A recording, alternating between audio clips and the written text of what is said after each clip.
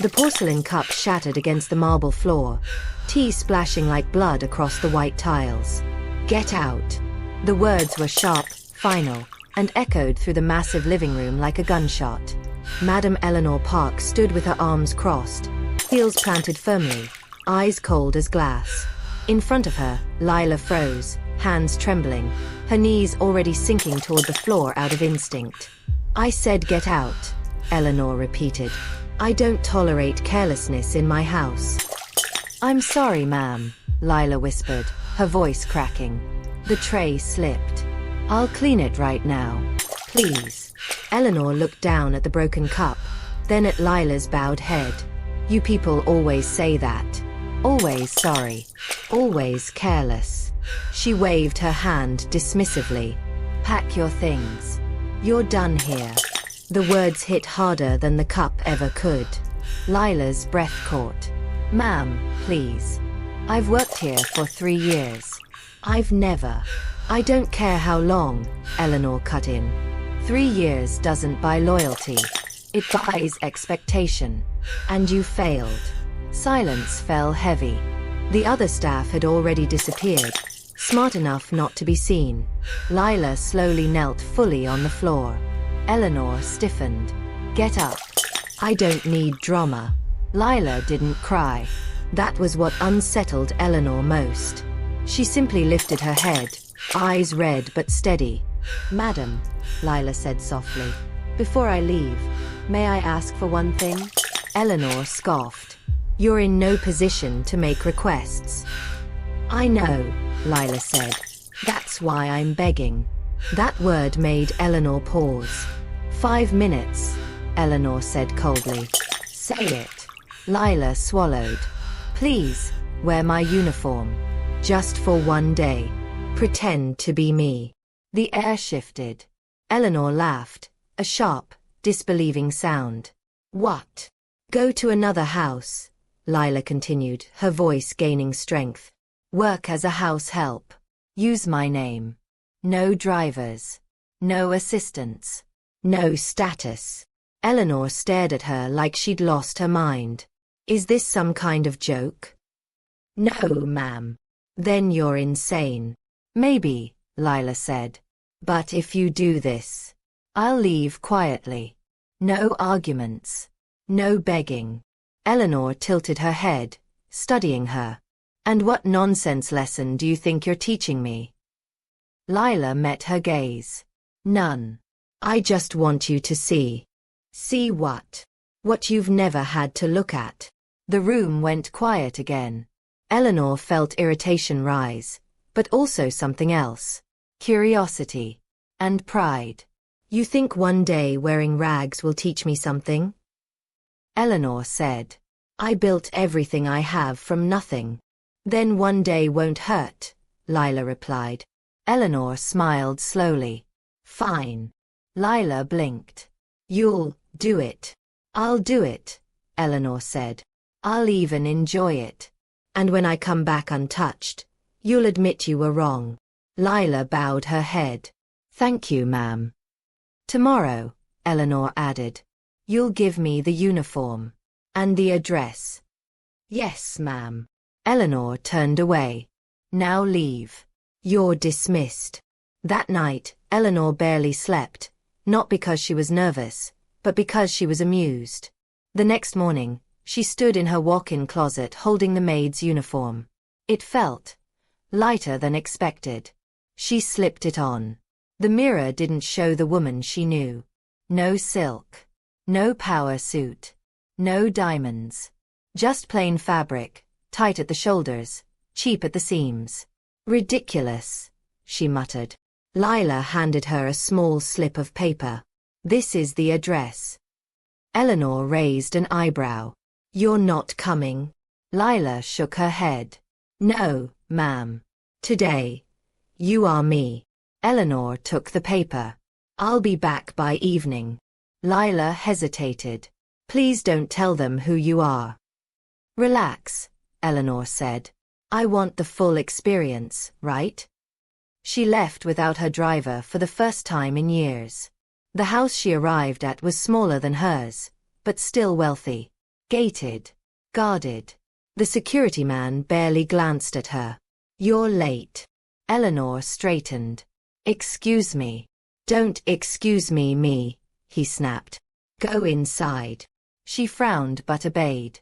Inside, a woman in a silk robe looked her up and down. You must be the new help. Lila, right? Yes, Eleanor said slowly. Kitchen first. And don't touch anything you're not told to. Eleanor clenched her jaw. Minutes turned into hours. She was ordered, corrected, scolded. Why are you so slow? Do you even know how to mop? Stand properly when you're spoken to. By noon, her feet ached. Her back burned. When she reached for water, the woman slapped her hand away. Not yet. Finish first. Eleanor stared at her.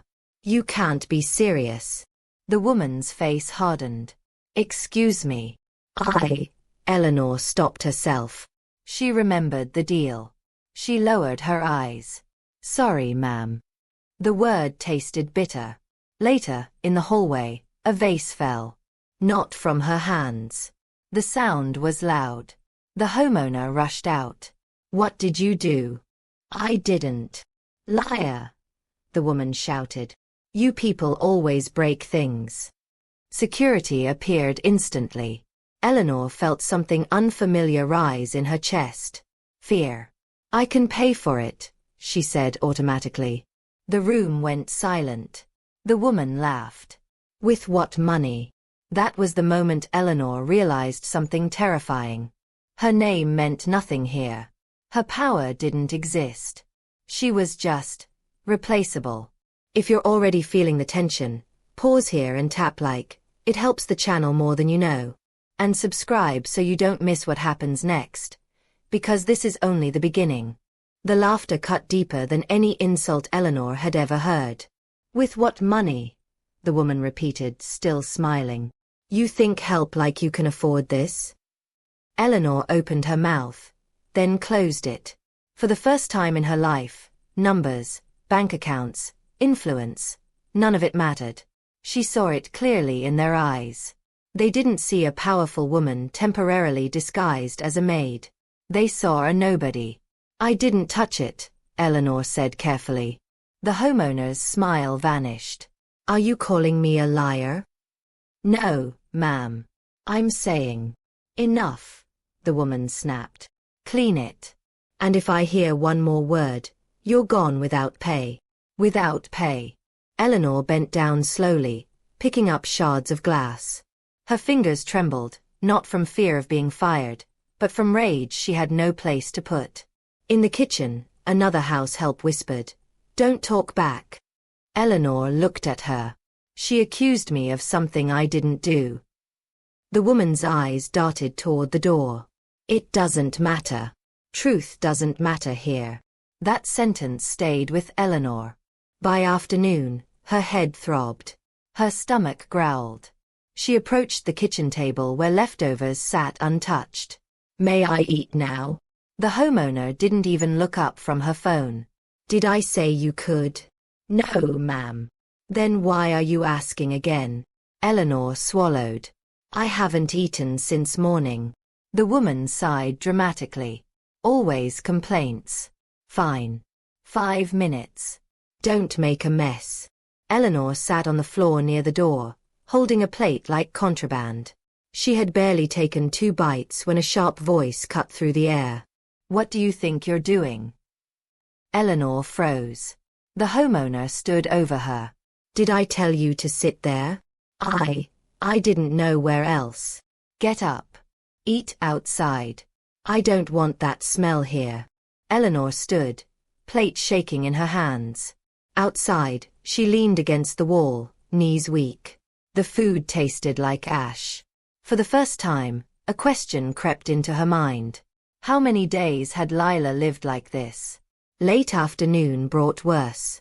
A male guest arrived, loud, careless, smelling of alcohol. His eyes lingered too long. Who's this? He asked. The help, the homeowner replied casually. The man smirked. She's pretty for help. Eleanor stiffened.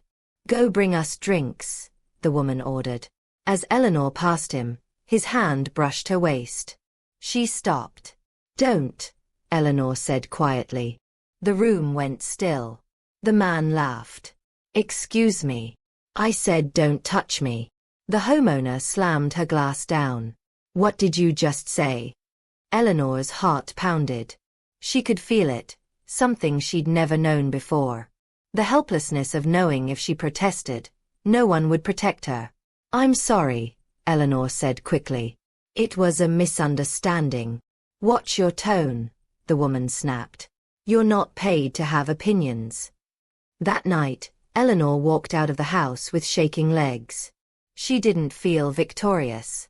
She felt stripped. On the bus ride home, she sat between strangers who didn't look at her. She watched her reflection in the window, the uniform wrinkled, her face drained. When she finally reached her mansion, the gates opened automatically. She stepped inside, exhausted. "Lila," she called out. No answer. She moved through the house. Quiet. Too quiet. Then she saw it. An envelope on the table. Her name written neatly on the front. Eleanor's hands trembled as she opened it. Inside were documents, contracts, financial reports, and a letter. "Madam Eleanor, today was never about humiliation. It was about truth. You once asked why house helps are careless, slow, always apologizing. It's because fear lives in our bones. Fear of hunger. Fear of false accusations. Fear of men who know we can't scream. I wasn't always a maid. I was an accountant. Until I trusted the wrong agency. Until contracts were changed. Until debts appeared that weren't mine. That agency belongs to your company." Eleanor's breath caught. She flipped through the papers. Her logo stared back at her. Staff outsourcing. Domestic placement. Legal language hiding exploitation. Her knees buckled. She sat down hard. "I asked you to wear my uniform because you trust your systems. I needed you to feel what your signature created. By the time you read this, I will be gone. But the truth won't be." Eleanor dropped the letter. Her phone buzzed. Breaking news notifications flooded the screen. Anonymous leak exposes domestic worker abuse network. Her company name trended. Her vision blurred. She had built an empire believing she was fair, clean, ethical. She had never looked down long enough to see the damage beneath her heels. She whispered, "Lila." Eleanor didn't sleep that night. Every time she closed her eyes, she saw broken glass, heard laughter, felt a hand brush her waist. Her phone kept vibrating until she finally turned it face down, but the damage was already done.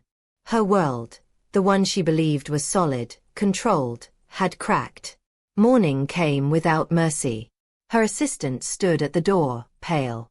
"Ma'am, the board is requesting an emergency meeting." Eleanor nodded slowly. "Schedule it." "They're not requesting, ma'am." The boardroom buzzed with tension. Screens glowed with headlines, social media clips, leaked documents scrolling endlessly. One man leaned forward. "Did you authorize this agency structure?" Eleanor opened her mouth, closed it. "I approved outsourcing years ago. I didn't see these amendments." "You signed them," another voice said. "Yes," Eleanor replied, her voice steady but strained. "I signed what I was shown." A woman across the table scoffed. "So you're saying you didn't read what you signed?" Eleanor felt the weight of that question crush her chest. "I trusted my people," she said quietly. The room fell silent. Trust. That word sounded foolish now. By noon, sponsors pulled out. Partners suspended contracts. Protesters gathered outside the building, chanting words Eleanor had never imagined attached to her name. Exploiter. Abuser. She watched from her office window, her reflection ghosted over angry faces. "This isn't who I am," she whispered. Her assistant hesitated. Ma'am, there's someone here to see you. Who? She won't give her name. But she says you'll want to hear what she has to say. Eleanor nodded. Send her in.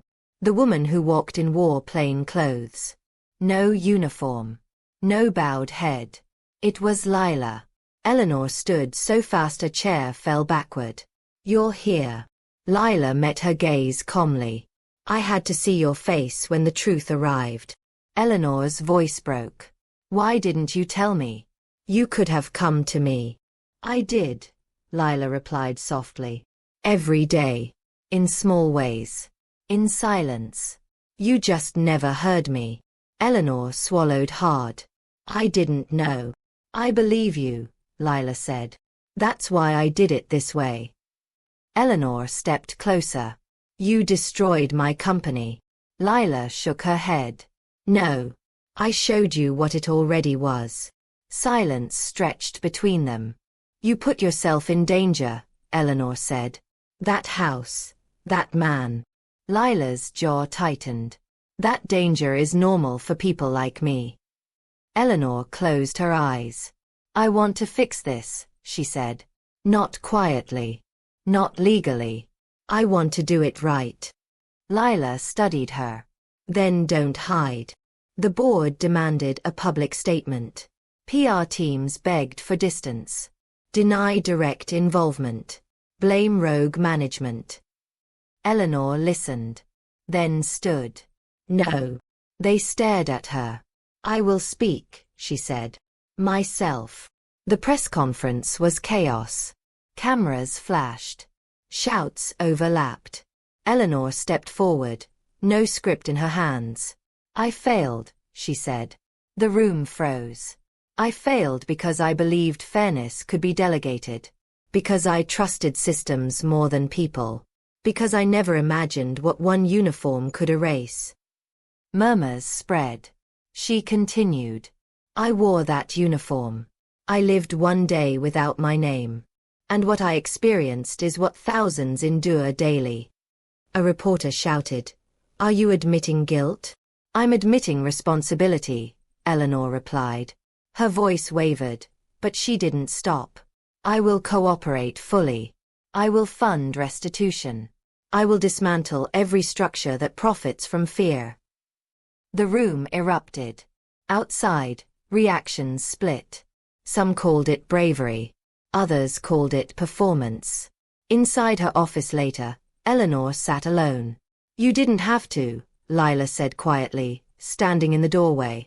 I did, Eleanor replied. Because now I know. Days passed. Investigations deepened. Arrests followed. Agencies shut down. Eleanor sold assets. Cut her salary. Opened shelters and legal aid funds. Still, sleep didn't come easily. One evening, Eleanor found Lila packing a small bag. You're leaving, Eleanor said. Lila nodded. My part here is done. Come work with me, Eleanor said quickly. Help me rebuild this the right way. Lila paused. You don't need me to do the right thing anymore. Eleanor's throat tightened. Then at least let me help you. Lila smiled faintly. You already did. You listened. She walked toward the door. Lila, Eleanor called. That day, when you knelt. I wasn't kneeling, Lila said gently. I was standing in the only way I could. The door closed behind her. Months later, Eleanor stood in a small community hall, not a boardroom. Former house helps filled the seats. Some avoided her eyes. Some watched carefully. She spoke without a microphone. I won't ask for forgiveness, Eleanor said. Only accountability. And time. A woman in the back stood up. Will this really change? Eleanor met her gaze. It has to. Because now. I can't unsee what I saw. The hall slowly emptied, chairs scraping softly against the floor as people filed out. Some nodded at Eleanor. Others didn't. She didn't expect them to. Trust wasn't rebuilt in a day, and she had learned that lesson the hardest way possible. When the last person left, Eleanor remained seated, staring at the scuffed wooden floor. It looked nothing like the polished marble she once stood on, and yet, for the first time in months, her chest felt lighter. Her phone buzzed. A message from an unknown number. "You didn't look away." Eleanor's fingers hovered before replying. "I almost did. But you didn't." The reply came. "That matters." She knew it was Lila. Eleanor typed slowly. "I still don't know if I deserve forgiveness." Another pause. Then, "Forgiveness isn't the goal. Change is." The line went silent. Weeks turned into months. The media storm faded, replaced by quieter work. Eleanor spent her days meeting workers, not executives. Listening more than speaking. She visited homes she would have never entered before, sat on plastic chairs, drank water from chipped cups, and learned names she forced herself not to forget. One afternoon, she stood in front of a newly opened legal aid center. The sign was simple. No branding. No slogans. Inside, a woman approached her nervously. "Are you really her?" Eleanor smiled gently. "Yes." The woman hesitated. "Why are you here?" Eleanor answered honestly. "Because I once thought I knew what fairness looked like. I was wrong." The woman nodded, tears filling her eyes. "Thank you for seeing us." That word, seeing, followed Eleanor everywhere. Late one evening, Eleanor returned home alone. The mansion felt different now. Too big. Too quiet.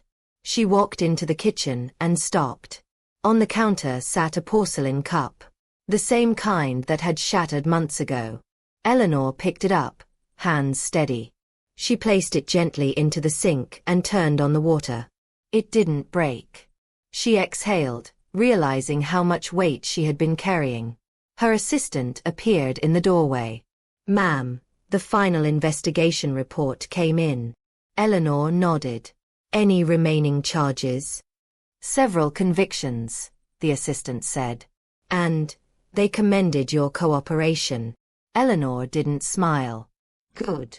"Also," the assistant added hesitantly, "there's been a surge of messages. People saying they stayed because of your story." Eleanor looked up. Stayed. Watched. Listened. Reflected. She nodded slowly. Stories mattered. She knew that now. That night, Eleanor stood in front of her mirror again. Not in silk.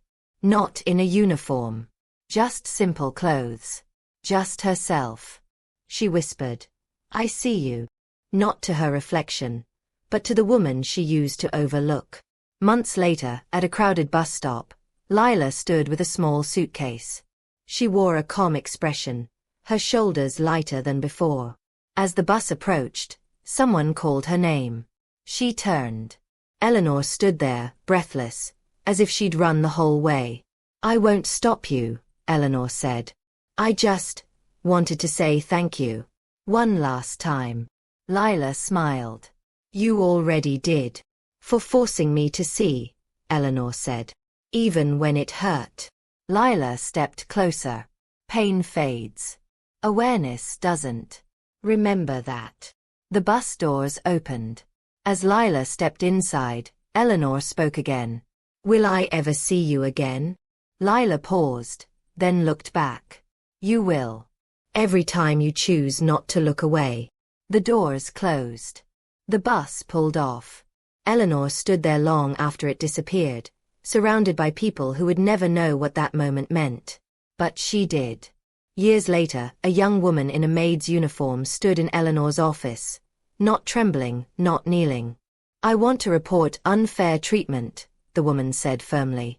Eleanor gestured to the chair. "Sit. Tell me everything." The woman hesitated. "You're not angry?" Eleanor shook her head. "I'm listening." And that was the difference.